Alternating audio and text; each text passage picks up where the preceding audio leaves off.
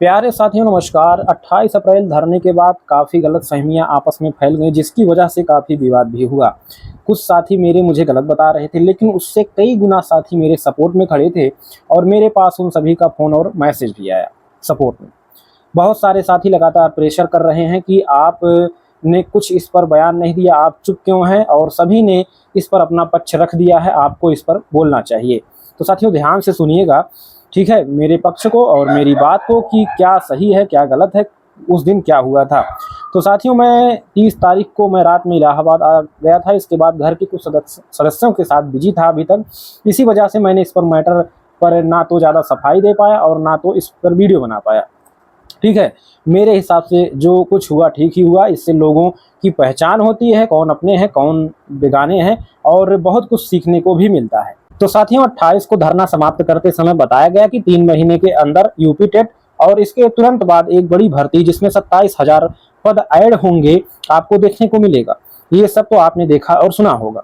इसके बाद साथियों 29 को पुनः रजत जी के साथ में आयोग में गया, क्योंकि जो टीम 28 को अंदर गई थी उसी में से एक बहन और एक भाई से मेरे सामने ही बात हुआ, जिससे यह पता चला कि 28 अप्रैल को आयोग के अंदर किसी यूपी टेट और बड़ी भर्ती को लेकर बात नहीं हुई, बल्कि सभी को डराया व धमकाया गया था। आयोग के अंदर बघेल सर के द्वारा, जो बहुत बड़ा नेता अपने आप को मानता है, उनको धमकी मिली कि तुम कोचिंग संस्थानों से पैसा लेकर व उनके भड़काने पर अपना नाम कमाने व चेहरा फेमस करने के चक्कर में छात्रों को इकट्ठा करके यहाँ ड्रामेबाजी करने आ जाते हो। अगर अब आयोग के बाहर दिखे या धरना दिया तो एफआईआर करके तुरंत जेल भेजे जाओगे और जमानत नहीं मिलेगी होगी। ठीक है, इसी बात के सत्यता की पता लगाने के लिए मैं भी रजत जी के साथ चला गया, जहां अंदर कई अधिकारियों से बातचीत से पुष्टि हुआ कि ये धमकी वाला मामला सत्य है और किसी भी भर्ती को लेकर आश्वासन नहीं दिया गया है। ठीक है, बस इसी बात का बुरा उस नौटंकीबाज नेता को लग गया कि मैं रजत जी के साथ क्यों गया। अरे भाई, मुझे किसी से लेना देना है क्या? जो मुझे बुलाएगा मैं उसी के साथ जाऊंगा, जहां बुलाएगा मैं वहां जाऊंगा। क्या तुमसे सलाह या आज्ञा लेकर जाऊंगा, या तुमसे सलाह यहाँ आज्ञा लेनी पड़ेगी, या तुम मेरा खर्चा देख रहे हो जो तुम्हारी बात के हिसाब से मैं चलूंगा? तुम बुलाते तो मैं भी वहां आता और गया भी धरने में, और धरने के लिए खुलकर सपोर्ट भी किया था।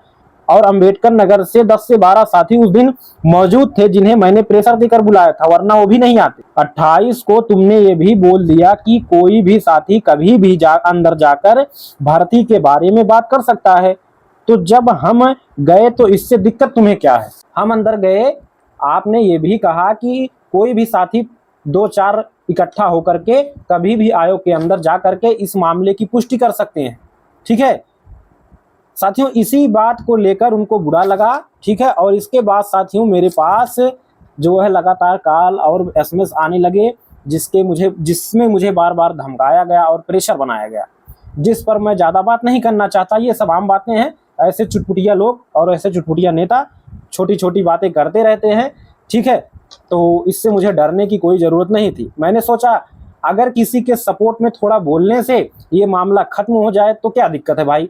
मुझे किसी से दुश्मनी या बैर रखकर क्या करना है, मुझे तो भर्ती से मतलब है। इसके बाद मैंने एक्स पर उनके सपोर्ट में एक पोस्ट कर दिया, कमेंट कर दिया। उसके बाद उस मुद्दे को हाईलाइट कर दिया गया और मुझे कैमरामैन तक बता दिया गया। अरे केहू के औकात वाले कैमरामैन बनावे के हैं? अरे वो तो प्यार में इंसान कुछ भी कर जाला तो अलग बात हो जाला। ठीक है साथियों, पहले यह छोटी सी आप क्लिप देखिए वीडियो की। एक भाई था राज, वो भी बेचारा धरने में गया, बहुत सीधा लड़का है। ठीक है, उसकी रिकॉर्डिंग मुझे डालनी पड़ी, सिर्फ इसलिए डालनी पड़ी कि सच्चाई पता चल सके लोगों को, वरना मैं बेचारा बीच में वो पीस आ गया, क्योंकि वो बहुत सीधा लड़का है। ठीक है, तो कहने का मतलब ये है कि एक दूसरे का बुराई करके कुछ नहीं मिलने वाला है। साथियों इस नेता को पता है कि राज का किसी भी राजनैतिक मुद्दे से कोई लेना देना नहीं है। वह एक साधारण छात्र है और उसको केवल शिक्षक भर्ती से मतलब है। लेकिन इसके बाद भी मेरा नाम जो है साथियों उछाला गया, मुझे यूज किया गया। मतलब इनको खुद पता है कि राज कैसा लड़का है, लेकिन इसके बाद मेरे साथ ऐसी राजनीति क्यों की गई? क्या मैं डीएलएड परिवार का हिस्सा नहीं हूँ? क्या मैंने कहीं राजनीति किसी के साथ आज तक किया हो? तो बताइए, आप खुद समझिए, सोचिए। इसके बाद साथियों मैं कुछ भी नहीं बोला। इसके बाद इनकी धमकी बढ़ती गई और मैंने कॉल पर इनके सपोर्ट में बोल दिया ताकि मामला खत्म हो जाए। लेकिन मुझे नहीं मालूम था कि ये जो खुद को डीएलएड का मुखिया मानता है तो अपने ही परिवार के साथ धोखा करेगा, अपने को फेमस करने और सही साबित करने हेतु। इसके बाद इसने मेरी रिकॉर्डिंग डाली सोशल मीडिया पर ताकि खुद को सही साबित कर पाए। इसके बाद मुझे भी गुस्सा आ गया कि जिन लोगों को मैं परिवार का सदस्य मानता हूँ वे मेरे साथ राजनीति कर रहे हैं।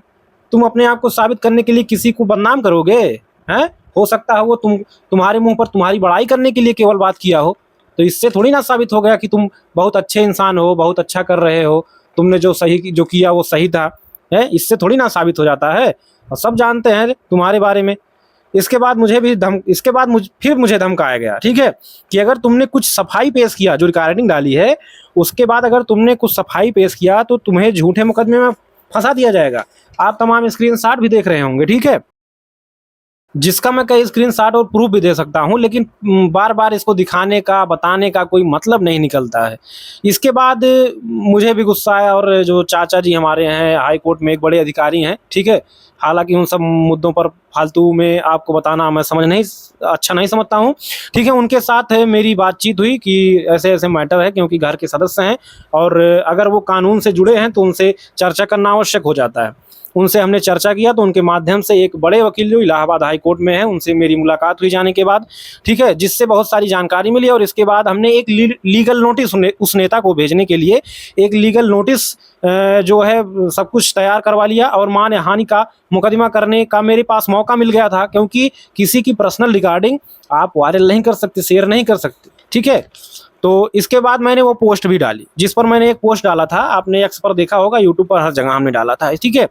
इसके बाद पुनः धमकी और मुकदमा की धमकी आने लगा, और यहाँ तक कि मुझे जान से मारने और किडनैप करने की भी धमकी मिलने लगी। आप स्क्रीनशॉट देख लीजिए, प्रूफ है मेरे पास, ठीक है, जिसको मैंने शेयर करना उचित नहीं और ज़रूरी नहीं समझा कि ऐसी गीगड़ भभकियाँ जो है बहुत कुत्ते देते रहते हैं, ठीक है। तो ऐसे में जो है हाथी अपना रास्ता नहीं बदल लेता।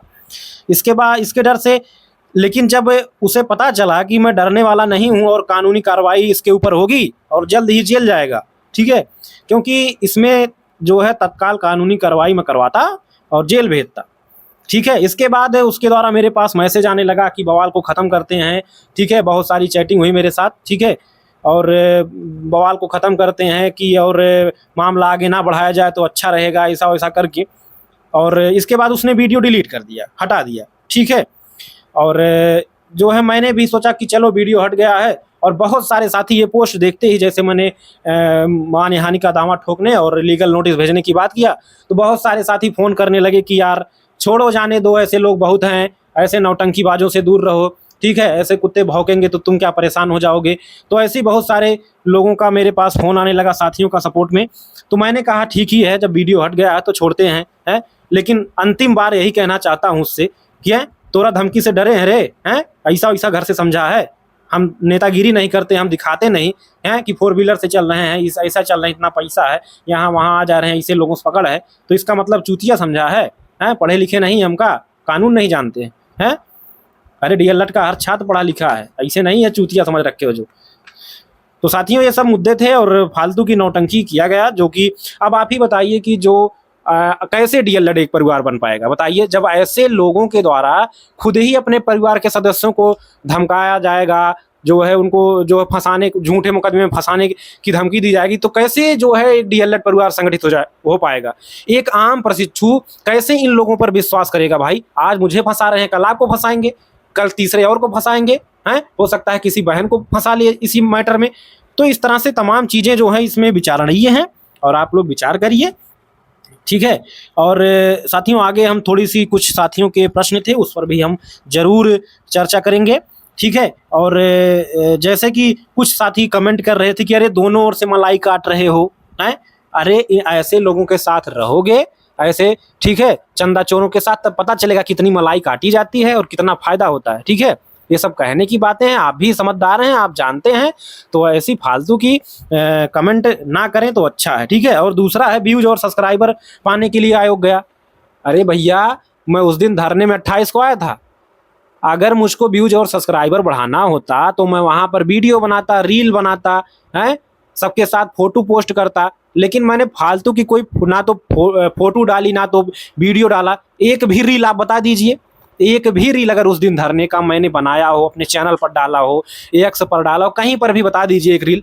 अगर मुझको इतना शौक होता तो मैं भी आता, 2-4 शायरी मारता है और नारे लगवाता है, भाषण देता अच्छे खासे। क्या मुझको बोलने का जो है तजुर्बा नहीं मालूम है, या बोलने नहीं आता है, या पढ़ा लिखा नहीं हूँ? सब कुछ आता है यार। अगर मुझको वही करना होता तो मैं वहां पर आता, अच्छे खासे जो है वीडियो बनाता वहां पर। लेकिन मैंने कोई वीडियो ना बनाया, ना डाला, ना उसके बारे में कोई मैटर किया। धरने के सपोर्ट के लिए मैंने बहुत सारे पोस्ट सारे डाले थे, ठीक है। बाद में मैंने कुछ नहीं किया। अगर इतना शौक होता तो मैं अब तक अपना चैनल कहाँ का कहाँ पहुंचा चुका होता, ठीक है। मुझे पता है कि चैनल को कैसे मोनेटाइज करना है, कैसे। अब मोनेटाइज है मेरा। अगर मुझको पैसा कमाने का, व्यूज बढ़ाने कितना शौक होता तो मैं पर डे 2-4-10 वीडियो डालता। आप मेरा चैनल जाकर देखिए, आपको 6 महीने 3-4 महीने में एक वीडियो जो है 2 वीडियो मिलेंगी। वो भी मतलब किसी जानकारी के लिए कोई मुद्दा होता तब मैं बना के डाल देता हूँ। तो ये सब फर्जी बातें हैं। 2-2 चैनल मेरे मोनेटाइज हैं, ठीक है। तो उसमें कुछ कहने वाली बात नहीं है, लेकिन मैं उसके पीछे नहीं भागता हूँ यार। मैं पैसा कमा रहा हूँ, ठीक है। ये सब बताने मैं बताऊंगा नहीं कहाँ पर हूँ, कैसे हूँ, क्या हूँ। कुछ साथी जानते भी हैं, लेकिन मैं पैसा कमा रहा हूँ, अपना जीवन यापन कर लूंगा, ठीक है। भर्ती नहीं आएगी तो भी, लेकिन भर्ती चाहिए यार, क्योंकि अपने गांव में अपने आसपास नौकरी करना है, मास्टर बनना है। सपना एक है कि मास्टर बनेंगे, ठीक है।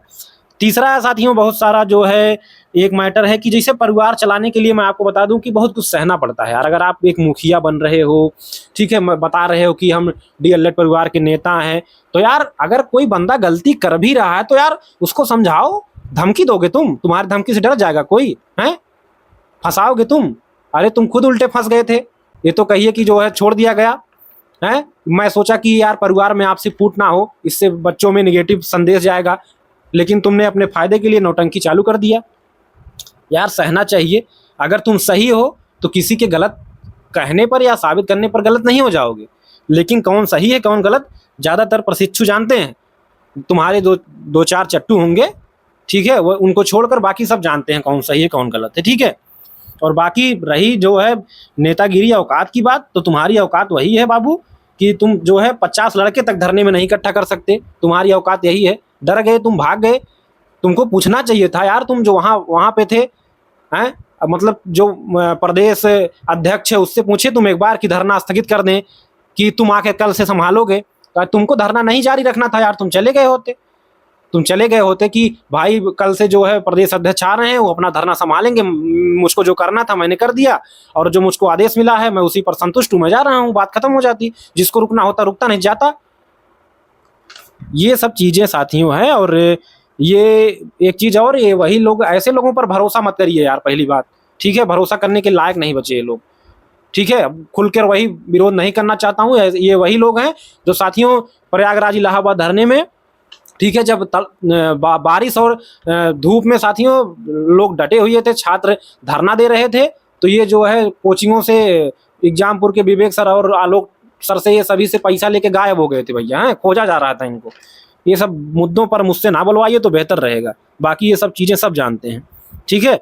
और जो चीज़ें सत्य थी अंदर आयोग में, वही चीज़ें बताया गया साथियों। क्योंकि अभी देखिए, अभी कोई भी यूपी टेट और भर्ती का मामला वहाँ पर नहीं उठाया गया, साफ साफ बातें हैं, ठीक है। देखिए अब इनके पास 2 चीज़ें हैं, या तो 3 महीने के, क्योंकि आयोग तो अपना काम कर ही रहा है, ठीक है। आयोग धीरे धीरे ही सही या गलत सही जो भी कर रहा हो, वो धीरे धीरे अपना काम कर ही रहा है, उसका निर्माण पूरा हो चुका है। तो हो सकता है 3 महीने के अंदर नोटिफिकेशन आ जाए यूपी टेट का, या 4 महीने में, 5 महीने के आ जाए। तो ये अपनी वाहवाही करेंगे, करे मैंने जो बोला था वो सत्य हुआ, सही हुआ, ये लोग झूठे थे, ऐसा वैसा। अगर नहीं आई तो ये कह देंगे कि जो है अरे आयोग धोखा दिया, अधिकारियों ने झूठ बोला हमसे, अपने बात पर टिके नहीं रहे, फिर चलो धरना दो। ये सब राजनीति की बातें हैं, आप लोग समझिए। ऐसा कुछ नहीं है कि अभी भर्ती आप देख रहे हैं, लगातार आंकड़े सरकार द्वारा जो पेश किए जा रहे हैं उसमें बच्चों की संख्या घटती जा रही है, और टीचर का अनुपात समानुपात जो है, मतलब बहुत ही, जहां पर 30:1 का अनुपात होना चाहिए वहां पर 22 है। आप सोच ही सकते हैं। तो अभी कहीं पर भी सरकार जो है इस मुद्दे पर गंभीर होती नहीं दिखाई दे रही है मेरे हिसाब से। जो आगे भर्ती अगर आपको चाहिए तो जो प्रमोशन, प्राइमरी का प्रमोशन होना है, वो प्रमोशन अगर जो है हो जाए जूनियर में, तो कुछ सीटें खाली हो जाएंगी, ठीक है। और बाकी जो है दबाव बनाया जाए लीगल तरीके से, ठीक है। क्योंकि एक तरफ तो जो है नेता कहता है कि हमें सरकार का विरोध नहीं करना है, हमको सरकार के पक्ष में रहकर भर्ती मांगनी है, हैं? और तुम जा रहे हो जो है सपा के नेता के साथ, जो है राम निषाद लौटन, क्या नाम है उनका, उनके साथ वीडियो बना रहे हो, हैं? ये नहीं व्यूज पाने और सब्सक्राइबर बढ़ाने का तरीका है। ना कितने फेमस हो गए तुम उससे? सरकार पर निगेटिव असर जा रहा है कि नहीं, कि ये जो है सफाइयों के साथ अन्य नेताओं के साथ मिलकर हमारा विरोध कर रहे हैं। तुम सफाई ना दो, बाकी सब लोग जानकार हैं, ठीक है। और अगर गलती से 3 महीने के अंदर टेट हुआ तो ये वाहवाही लूटेंगे, जिस पर भरोसा नहीं करना है, कोई मतलब नहीं है। ये सभी चीजें थी साथियों, ठीक है। बाकी मैं इस मुद्दे को बार बार नहीं उठाना चाहता, ये मेरी अंतिम सफाई थी। अगर फालतू इस पर कोई नौटंकी करेगा तो उसके लिए बुरा ही होगा, ठीक है। बाकी सभी छात्र जो डीएलएड के हैं वो समझदार हैं, ठीक है। चलिए साथियों, जो भी आपको कमेंट करना है, पूरी वीडियो आपने सुना, ऑडियो को सुना, उसके लिए धन्यवाद। अब आप सही गलत का निर्णय कर भी सकते हैं और आपको पता भी है कि कौन गलत होता है, कौन सही होता है, ठीक है। बाकी बहुत बहुत धन्यवाद आपको। और जो भी साथी इस सब मैटर से अनजान हो, उनके पास शेयर करिएगा ताकि उनको भी सच्चाई का पता चले। चलिए, बहुत बहुत धन्यवाद साथियों, जो हुआ सो अच्छा हुआ। धन्यवाद।